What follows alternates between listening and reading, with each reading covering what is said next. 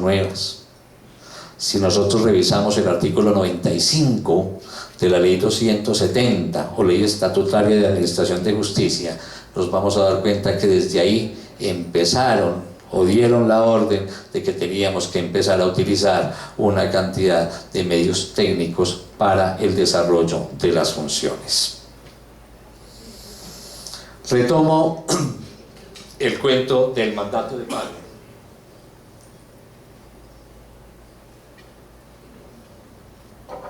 Y itero para diferenciarlo del mandamiento de pago.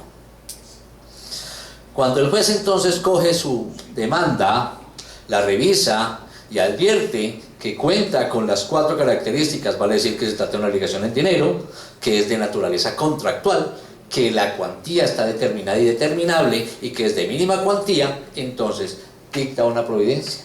Esa providencia es un auto interlocutorio, el que se ordena decirle al demandado cumpla las obligaciones que el demandante está pidiendo sin ningún tipo de reparo. El juez no entra a analizar sino situaciones de forma. Lo de fondo al juez no le interesa para nada. Le corresponde es al demandado entrar a determinar si es viable o no es viable. Y ahí viene la posición que va a asumir el demandado en este novedoso proceso.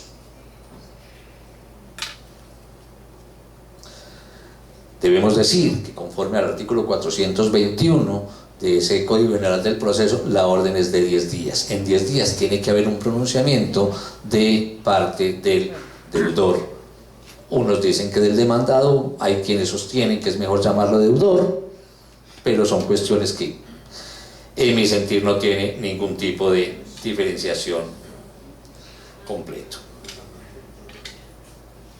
Esa providencia se debe notificar personalmente. ¿Quién me colabora, por favor? 421, leemos.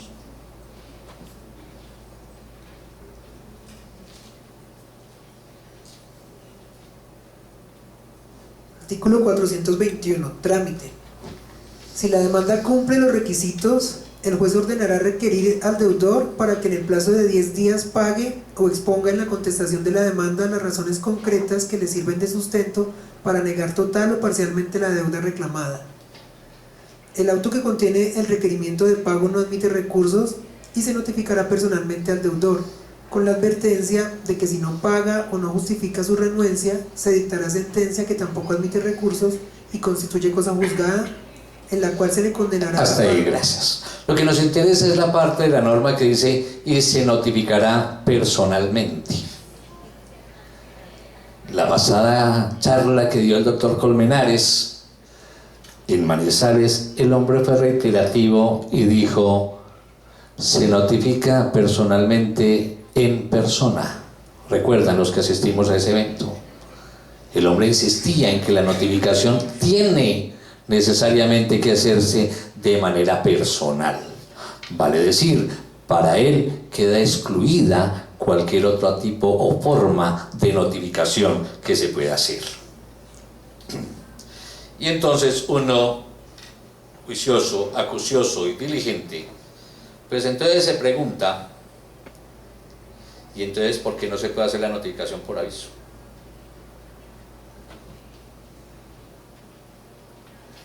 La diapositiva sugiere un tablero, un borrador y unos marcadores. Y es precisamente donde quisiéramos que hiciéramos el debate académico, conociendo la posición del doctor Colmenares. El doctor Colmenares sostiene, sin que sea posible la notificación por aviso del requerimiento de pago representado en la providencia judicial y el término legal de 10 días con las advertencias procesales que expresamente señala el Código sobre el silencio o el no pago o las razones concretas que le sirven de sustento para negar total o parcialmente la deuda reclamada al deudor. Se viene a otorgar al mismo el derecho constitucional de ejercitar su derecho de defensa frente a las pretensiones del demandante. En conclusión, el mandato de pago solo admite la notificación personal y la notificación por conducta concluyente. Eso sostiene el doctor Colmenares, Y en su obra, que mencioné hace un rato, dice, la obra es El proceso monitorio en América Latina, dice, los fundamentos para que la notificación del requerimiento de pago no pueda hacerse por aviso o se surta emplazamiento y se designe curador al ítem estriban en el sencillo pero poderoso argumento que el silencio del deudor conduce necesariamente al nacimiento del título ejecutivo con efecto de cosa juzgada. Él excluye la posibilidad de la notificación por aviso. Abrimos el debate.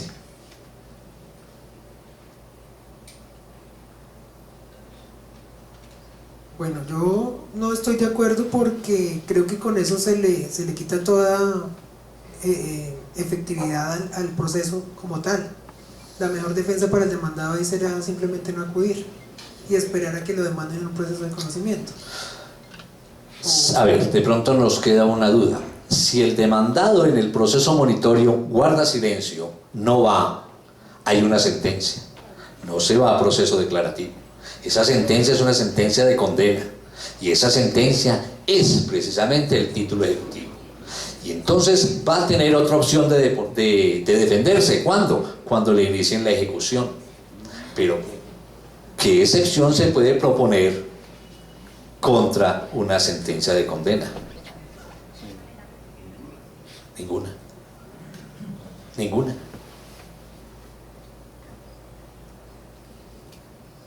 El punto aquí es, ¿cabe o no cabe la notificación por aviso? ¿O se requiere necesariamente hacer la notificación personalmente en persona, como lo sostenía el doctor Colmenares? Son criterios que nacen, pero me parece que la forma de notificación que trae nuestro actual código del procedimiento civil de 315 a 330 es perfectamente aplicable para cualquier situación, porque es que ahí la notificación, ¿qué finalidad cumple? Informarle a ese deudor la existencia de esa obligación y la orden de pago que ya se ha proferido en su contra. Y es simplemente para que pague, porque no hay ninguna excepción. Es como para decirle, pague dentro de este término que le concede la ley, y de lo contrario, los bienes serán embargados. En fin, pues es decir, eso se deduce del mismo tenor de la ley. Doctora Gilma, usted va a participar. Gracias. No, yo estoy de acuerdo con el doctor Colmenares porque la consecuencia es grave. Y a mí sí me parece justo con esa persona que se presume debe que se exija esa notificación personal. No sabemos de todas formas si se refiere a una dirección, si no se le ubique, si recibamos esa notificación. Entonces, la consecuencia como tal, que es constituir un título ejecutivo, me parece que es apenas justo con el obligado que se exija que sea en persona la notificación. Gracias. ¿Qué otra posición tenemos? Doctora. Por las consecuencias jurídicas de la providencia y lo importante que que sería beneficioso esa notificación personal, pero se va a tornar un poco práctica porque el deudor a qué va a acudir a tratar de evadir precisamente esa notificación personal para que la otra persona no logre los fines del proceso monitorio. Va a ser en la práctica muy difícil lograr esa notificación personal cuando el deudor descubra para qué fines tiene esa notificación. Ajá, gracias. Sí, yo pienso que dándosele valor a la confesión finca, la única persona que está autorizada para disponer de su propio derecho es la persona, y la persona, si no se le notifica personalmente, no va a poder disponer de su derecho de poder decir pago, no pago, o que sea lo que sea, pero dándole valor a esa notificación finca, sí necesariamente tendría que ser la notificación personal para que la persona disponga si viene o no viene al proceso. Gracias, doctor Pedro. Doctora Gilma. Frente a lo que hablaba que el deudor se pueda esconder. Yo creo que eso se iría más adelante mejorando en la medida en que la persona que pretende notificar se le faculte para que pueda hacer esa notificación. Yo siempre he creído que el sistema antiguo era mejor para nosotros los abogados litigantes, porque si uno quería notificar, uno perseguía, conseguía a la persona que lo buscara. A través de las notificaciones que tenemos ahora y con tanta tramitología, lo que hacemos es que se ha vuelto más complicada la notificación para el abogado litigante y simplemente nos devuelven diciendo no se localizó, no existe.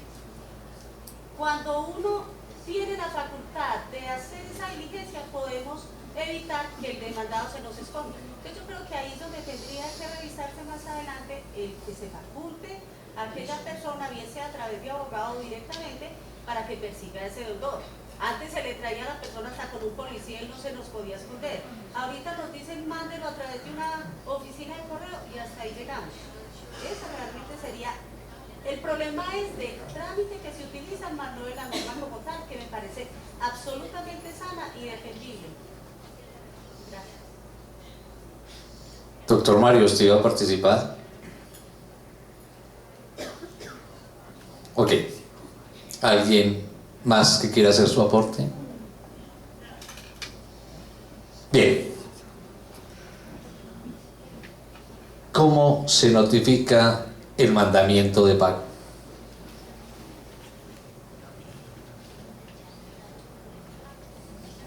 De manera personal. De manera personal. ¿Cómo se notifica el auto admisorio de una demanda, cualquiera que ella sea? De manera personal. Doctora Sonia. Qué pena, pero ahí sí vamos a disculpar un poquito, doctor. A ver. Porque es que en la demanda ejecutiva se parte de la existencia del título ejecutivo completo. Sí. Como el proceso monitorio parte, sí, de la buena ley, de la lealtad procesal, pero no de prueba cierta de la deuda. Yo pienso que sí requiere, para el ejercicio del derecho de defensa y por la consecuencia de que se constituye sí requiere que la notificación sea, como dice el doctor Colmenares, personalmente en persona. ¿Por qué? Porque para que el aviso, para que sea válido, la notificación por aviso no se exige que quien recibe el aviso sea el destinatario, sino que la reciban en esa dirección. Y allí podría llegar a decidirse a espaldas del interesado. Entonces sí, es más garantista que ante una precaria prueba en su contra se dicte una decisión sin que la conozca de manera personal. Entonces, ¿tú estás de acuerdo con el doctor Colmenares? Bien. Doctor. ¿Qué pasaría si la persona está ausente? No se conoce su paradero. Dejan con el portero De manera expresa, el artículo 421 prohíbe la designación de curador al litigio. Entonces, uno de los requisitos es que el deudor esté presente, que exista. Y esa labor se la está dejando el legislador precisamente al acreedor. Ubíquelo, téngalo ubicado, y ahí sí pídamelo. Porque si la persona se desconoce su paradero, no hay forma, y es de manera expresa que existe la prohibición. Pero aquí el tema a discutir es si procede o no procede la notificación por aviso. Y entonces noten cómo el tema no es sencillo. Y nadie tiene la última palabra, ni el doctor Colmenares ni nosotros. En mi posición personal es que sí procede la notificación por aviso y sustento mi posición. Todas las providencias, la primera providencia que se dicta en cualquier tipo de proceso, dice la norma, tiene que notificarse personalmente. Todas. Y el artículo 314, 315 y siguientes del Código de Procedimiento Civil dice cómo se hace una notificación personal. Es la forma. Y esa forma de hacer la notificación personal la recoge el Código General del Proceso por allá en el artículo 290 y dice que se enviará una comunicación para que comparezca al despacho, y si comparece se le notifica. Pero noten cómo, si el demandado y los abogados litigantes darán fe de esto, trata de hacer la notificación y tenemos los siguientes problemas. ¿Y a qué voy a ir yo por allá? ¿Cómo voy? ¿Para qué voy? Yo espero que me llegue el segundo aviso. Cuando llegue el segundo voy. Y es más, son tan conchudos los deudores, ¿sí?, que esperan a que el abogado haga la solicitud de emplazamiento. Señor juez, no he podido darle aplicación usted al artículo 318 y 320. No he podido ubicar al demandado. Emplácelo. Desígnele curador ad litem. Estoy en condiciones de pagarle a otra persona los honorarios que su señoría fije para el curador ad litem, con tal de yo poder mover el proceso. Entonces, por eso hace un rato decía que la morosidad en buena parte depende de los abogados. El abogado se queda sin ningún tipo de forma de notificar, y si no puede emplazar, menos en consecuencia. ¿Qué sentido tiene crear un proceso monitorio donde jamás vamos a poder notificar personalmente en persona? El artículo 290 del Código General del Proceso, si alguien me colabora con la lectura, por favor, nos dice la forma cómo se debe hacer esa notificación personal. Y es el deudor notificado personalmente, porque, repito, la notificación por aviso no es una forma de notificación, es un método subsidiario de la notificación personal. Doctora Sonia, este tema a mí me ha inquietado demasiado, y entonces me comuniqué con el doctor Colmenares, y el hombre me dice: he recogido mi tesis. La razón: los procesos ejecutivos, cuando la norma ordena que el mandamiento de pago se notifique personalmente y el deudor guarda silencio, ¿qué hace? Se sigue la ejecución. Y entonces el argumento es ¿cuál? El argumento es que la obligación es clara, expresa y exigible, y proviene en un documento que proviene del deudor. Eso es una sentencia anticipada. Eso es un proceso ejecutivo. Un mandamiento de pago es ¿qué? Una sentencia anticipada. Pero se le da la oportunidad al deudor de decir: un momentico, es que yo ya pagué. Y esas son las excepciones que se proponen dentro del proceso ejecutivo. Pero en el proceso monitorio no hay excepciones. Entonces el deudor, ¿qué tiene que hacer? Vaya papá, póngale el pecho a la bala y demuéstrele al juez, o póngase y demuéstrele al juez que usted no debe, que esa obligación que a usted el juez le dijo que pagara no cumple las exigencias o las características para que haya sido un proceso monitorio. Vale decir, no es de mínima cuantía. Vale decir, no es producto de una relación contractual. Vale decir, señor juez, que yo no le debo, entonces yo me opongo a pagar. Pero tiene que venir. Si no viene, la consecuencia es una sentencia. Y esa sentencia es una sentencia declarativa. Y a continuación es que se inicia la ejecución. El tema queda en el tintero. Habrá que ver qué dicen los creadores del derecho en tratándose del proceso monitorio, que no me cansaré de decirlo, somos los jueces que menos ganamos. Vale decir, los municipales. Excepción hecha que por vía de tutela nuestro superior funcional nos diga otra cosa, y a esperar a ver qué dice el Tribunal Superior cuando conozca en segunda instancia esa postura que nosotros en su momento asumimos y que fue revocada vía tutela por nuestro superior funcional. O en el peor de los casos, a esperar que sea la Corte Constitucional la que en su sapiencia nos diga cómo es que vamos a manejar esta situación que el legislador nos dejó como con una situación de difícil manejo. Una vez notificado, Obviamente, pues también cabe la otra forma de la notificación por conducta concluyente. Para nadie es ajeno que si yo le digo al señor juez, conozco su previdencia de fecha tal, en virtud del cual me manda a decir que tengo 10 días para pagarle una deuda tal, me voy por notificado por conducta concluyente. La notificación por conducta concluyente es perfectamente válida. La que sí excluye el mismo ordenamiento es la notificación o el emplazamiento.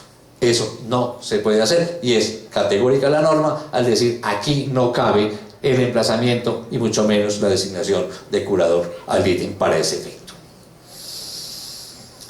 La notificación y los efectos son 4 posiciones, situaciones que se pueden presentar con ocasión de la notificación de esa solicitud o de esa demanda dentro del proceso monitorio.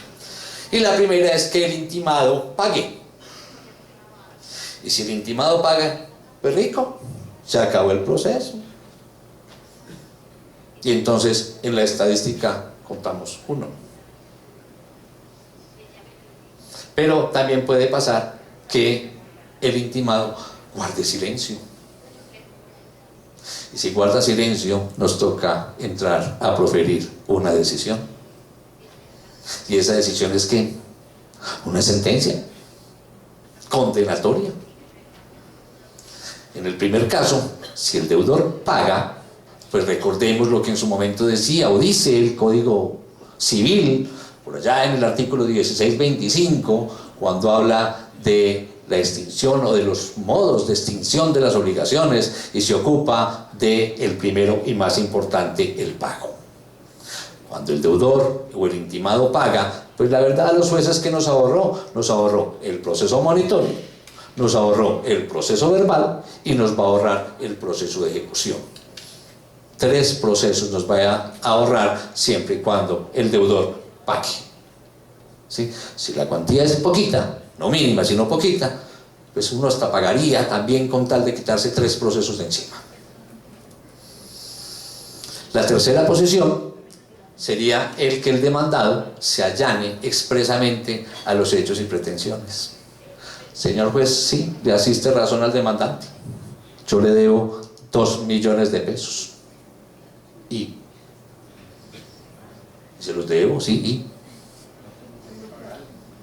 no tengo con qué pagarle. Eso es típico. Y entonces el juez, ¿qué tiene que hacer? Dictar sentencia. Y esa sentencia, ¿qué va a hacer? Constituir el título ejecutivo para que el demandante inicie otro proceso ejecutivo y también la junte con la primera del monitorio y las mande a enmarcar. Porque no tiene con qué pagar, ya se lo anunciaron. Y eso no tiene nada de novedoso. Miren cómo los abogados litigantes lo saben. Inician su proceso ejecutivo acuciosos y diligentes. Logran la notificación raudos y veloces. El juez acucioso y diligente, como el que más dicta sentencia o auto siguiendo adelante la ejecución, se gasta un día. Sigue adelante la ejecución y a esperar 20 días para mandar el proceso a ejecución. Y allá a esperar que el proceso, alguien, después de 2 años, con base en el 317 del Código Penal del Proceso, le declare desistimiento tácito. Y en consecuencia, perdimos el año. ¿Quiénes? Todos. La gran diferencia es que al juez, aunque gane poquito, le pagaron por ese proceso. La cuarta posición que puede asumir es que formule una oposición total o parcial. Si se opone total, esto ya enloqueció. Si se opone total, ¿qué va a pasar?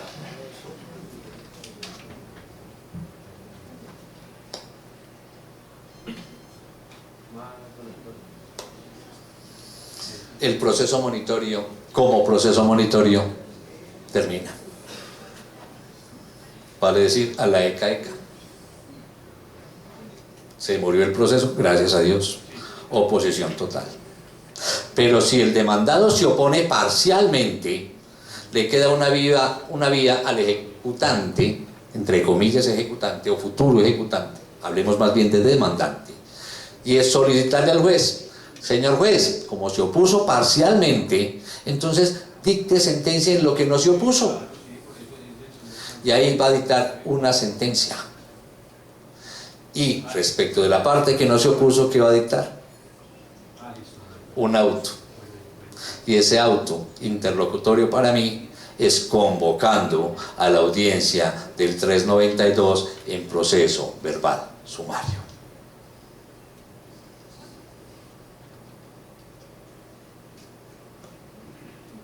Hasta ahí estamos claros. Las medidas cautelares dentro del proceso monitorio. ¿Caben o no caben medidas cautelares? Caben. Y esas medidas cautelares dentro del proceso monitorio las regula el artículo 590. Y recordemos que se trata de la inscripción de la demanda sobre bienes del demandado. Esa es una.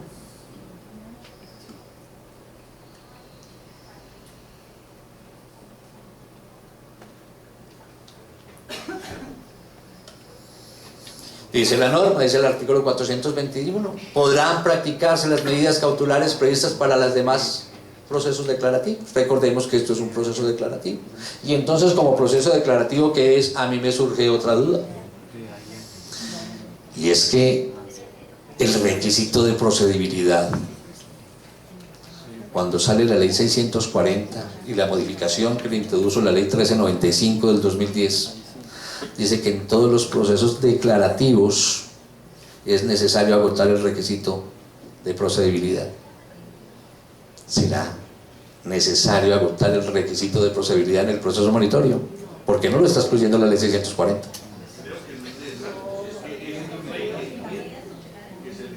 ¿Será en lo único que estemos de acuerdo hoy todos?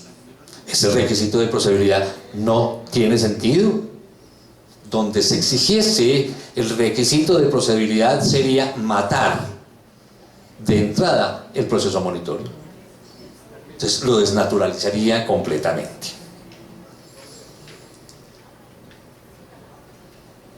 Una vez se dicta la sentencia dentro del proceso, bien sea monitorio o dentro del proceso verbal sumario, se inicia la ejecución.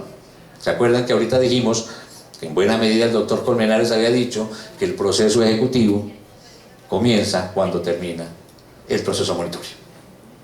Se puede perfectamente practicar cualquiera de las medidas cautelares de los procesos ejecutivos. Ese mismo artículo 421 nos trae las prohibiciones y lo hace de una manera expresa y nos dice: en este proceso está prohibida la intervención de terceros. Y entonces, de entrada decimos, cualquier situación que se pueda presentar con un tercero está excluido.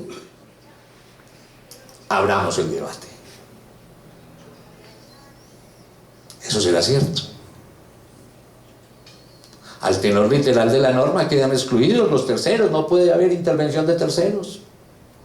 Yo, con todo respeto, afirmo y digo que sí es posible la intervención de terceros. Piensen ustedes en que el juez, dentro de las facultades que tiene y con ocasión de una solicitud de una medida cautelar que el demandante le solicite, dispone practicar un secuestro. Se va el juez, o en su caso el inspector de policía, a practicar la diligencia de secuestro y sale un tercero y dice: yo me opongo, yo soy poseedor. Eso es un tercero y está actuando dentro del proceso monitorio con ocasión de una medida cautelar. Con esto que quiero decir, no podemos tampoco interpretar la norma como primero la leamos. Este tema del proceso monitorio es un tema que, si bien es cierto es novedoso, nos va a dar mucha tela para cortar. Cuéntame. Pero luego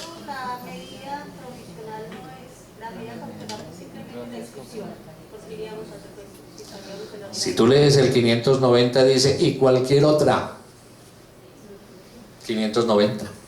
Cualquier otra. Porque es que las medidas cautelares, esto es tema de otra charla, pero digámosle de una vez, las medidas cautelares ya son innominadas. Ya es la que el juez quiera. Pero es que el secuestro es una medida cautelar que se especifica. Si yo demandante temo que se me pierda el inmueble, yo puedo solicitar una medida cautelar. Y esa medida cautelar, dice la norma, se permite cualquier tipo de demanda, de medida cautelar dentro del trámite del proceso declarativo. Pero a renglón seguido el mismo 590 dice, y cualquier otra que el juez considere necesaria. Yo simplemente estoy lanzando una hipótesis, ¿sí? Para decirles que esa medida, ya doctor, que esa intervención de terceros de pronto sí se puede dar. Doctor. Es que el proceso monitorio es la parte inicial, es la fase de esa actuación. En ese proceso monitorio opino que no hay lugar a intervención de terceros, porque es que ya es cuando el juez inicialmente dice la orden de pago. Sí. Luego está el título y viene la acción ejecutiva. Ahí sí viene la información del tercero, pero no es propiamente el proceso. No, porque mire que las medidas cautelares no se han terminado. El proceso monitorio ni siquiera ha empezado. Yo le solicito, junto con la demanda, una medida cautelar al juez. Y el juez la puede decretar. Como funcionan los ejecutivos. Pero esto, recordemos, es un proceso declarativo. Sí me hago entender. Entonces, dejemos el debate. Tenemos el debate ahí. ¿Sí? Doctora, ¿iba a completar? Gracias, doctor, pero es que me parece gravísimo, como litigante que soy, que a uno en un proceso monitorio que se supone lo han creado porque no tenemos el título ejecutivo, le estemos acomodando todo el procedimiento del ejecutivo. Entonces, ¿para qué se creó? Dejémoslo así, que desaparezca esto. Porque si yo puedo ir a perseguir inclusive con el secuestro, me parece ya una medida cautelar, que es de mucha trascendencia diferente a la de los declarativos, estamos volviendo a traernos el monitorio ejecutivo. De eso se trata precisamente, de crear un título ejecutivo rápidamente. Doctora, es que no podemos pensar tampoco, mire, para quienes estamos en provincia, quienes hemos trabajado en provincia, ¿qué pasa con don José? Don José es el dueño de la tienda de la esquina. Ya todo el mundo va capiado. ¿O no? Los jueces de provincia. Y entonces, don José, ¿qué hace? ¿Es una obligación contractual o no? ¿Sí? ¿Es de mínima cuantía? Sí. ¿Es clara? Sí. ¿Es exigible? Sí. ¿No me ha pagado la bolsita de arroz, la bolsa de leche? ¿Cómo hago? ¿Cómo hago yo, don José, para reclamar de los jueces que ese señor me debe una plata? Y yo no me imagino a don José con un talonario de letras de cambio. Firme aquí. Que si hace el favor le manda a mi mamá una bolsa de leche. Firme aquí. Para nadie es ajeno que esas costumbres de otrora están. Entonces, me apúntame al favor. Página 24. Ahí está. Los jueces de provincia les pagan cada mes. ¿Cada cuánto pagan ustedes el almuerzo? No crean. En mi época hacíamos el contrato. Y entonces uno decía, le pago cuando me paguen. Al mes. Y entonces uno va donde doña María y saca el almuercito. Y entonces ya después uno le hace ¿qué? Conejo a doña María. ¿Qué me iba a preguntar algo? Chao, doctor, recuérdame. Si el deudor, no, el acreedor insiste que la obligación es solidaria, y por ejemplo uno descubre que es conjunta, le inadmite, ya, usted no le falta fulanito, no es que es solidaria, y le insiste en la solidaridad y falta alguien, por X o Y motivo se libra mandato de pago y el deudor se queda callado. Por mí, pues por obra y gracia del Espíritu Santo, porque como juez estoy habilitado por ver solidaria una obligación que nació conjunta. Ahí tiene usted el problema. Si no puedo vincular a quien yo creo que con quien la obligación es conjunta.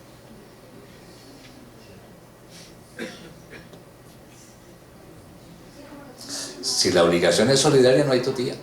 No se trata de terceros. Uno demanda a uno o a todos, que eso es una de las cosas típicas de la solidaridad. Pero ¿y si ahí es conjunta? ¿Qué tenemos que hacer? Ojo, ¿qué tenemos que hacer? Tenemos las mismas opciones. Desconozcamos el proceso monitorio, como diría la doctora Gilma Montes, y entonces vamos a un proceso declarativo, lo que antes era el ordinario, porque el proceso monitorio es facultativo. ¿Y quién escoge? El demandante. El demandante verá. Si se quiere ir por el proceso largo, que ya no es tan largo, que es cortico, ¿sí? O nos vamos por otra vía, el proceso monitorio. Y en el proceso monitorio, en mi sentir, ¿qué va a tener de ventaja? Y es que el demandado se va a oponer. Y si se opone, ¿qué pasa? Muere el monitorio y se inicia un declarativo. Y ese declarativo rapidito se convoca para audiencia. Y en esa audiencia que tenemos, ya tenemos las pruebas, porque es que nos las aportaron con la demanda. Y el demandado, cuando se opone, ¿qué tiene que hacer? Tiene que presentar también las pruebas. Y cuando yo convoco esa audiencia del 392, le tengo que correr traslado al demandante. 5 días, defiéndase. Y nos vamos todos para audiencia. Y en la audiencia del 392 hemos de tomar una sentencia. Y esa sentencia, si gana el demandante, le clavamos multa al que se opuso. 10%. Pero si gana el demandado, le clavamos multa al demandante. Y esa sentencia o esa condena o esa decisión que impone la multa presta mérito ejecutivo. Claro, es una sentencia. Y las sentencias se pueden demandar ejecutivamente. Claro, 294, lo leímos al principio. ¿Será posible la demanda de reconvención? Doctor. Frente a esa pregunta sobre el artículo 421, el parágrafo que en este proceso no se admitirá intervención de terceros, no se está refiriendo al artículo 71 y no a esa posible oposición que se presenta en la diligencia de secuestro, porque es que la diligencia de secuestro no...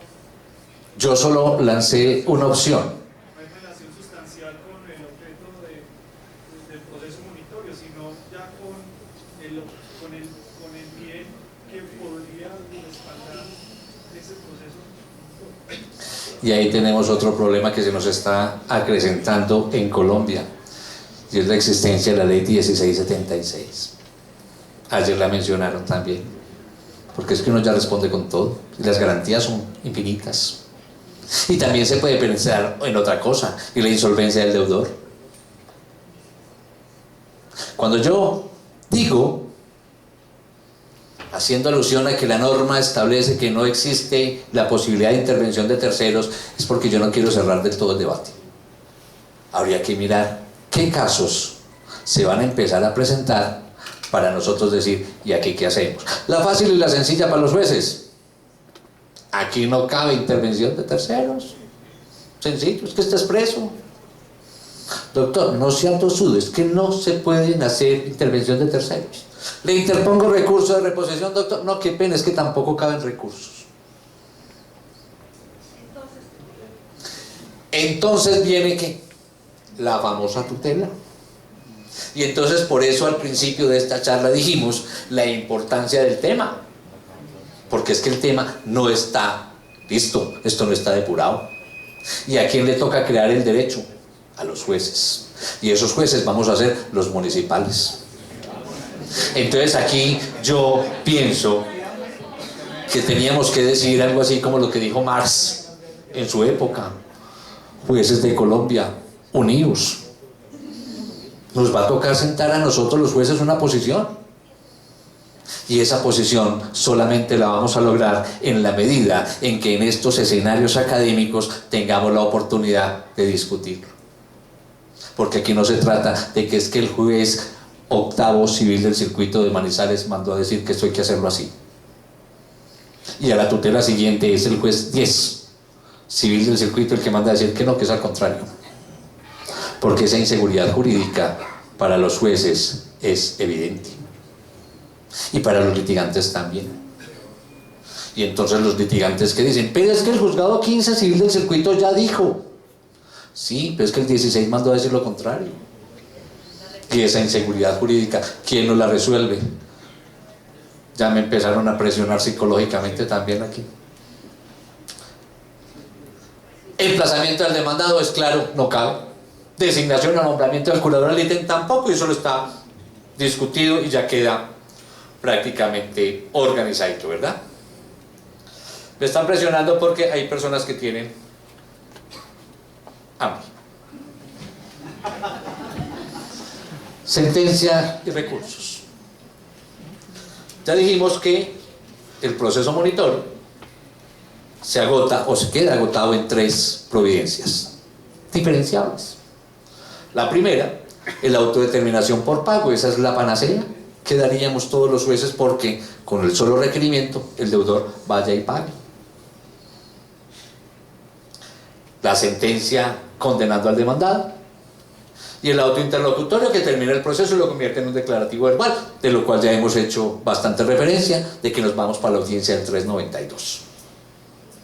Finalmente decimos que las providencias en este proceso, ¿cómo se notifican? Las reglas generales de la notificación.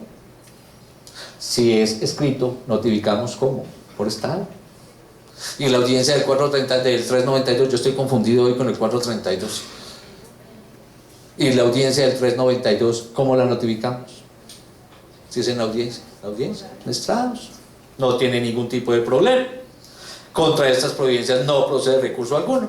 Y finalmente entonces viene un cuadrito que esto sí es plagiado de internet. Y por eso hice la primera observación. Esto es bajado de internet, ahí está más o menos el diagrama completo de lo que sería el trámite del proceso monitorio que trae el Código General del Proceso. A esa diapositiva, cuasi completa, no le falta sino el traslado de los 5 días a la parte demandante cuando el demandado se oponga para pedir las pruebas. Estoy hablando, vamos a ver si soy capaz de sacarla de aquí, de esta partecita. ¿Sí se ve? ¿Que bien las TIC? ¿No se ve? Entonces miremos a ver. ¿Tampoco?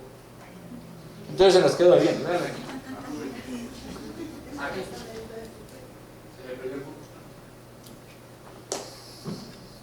No me queda sino darles las gracias y otra charla a ustedes. Cuando quieran tratamos de hacer un debate. Claro que sí, dale eso. Bueno, entonces miren el por qué era importante gracias. Si nosotros revisamos el formato de estadística, ya aparece la columnita o la filita que dice monitorio. ¿Sí o no? Pero no la hemos empezado a llenar.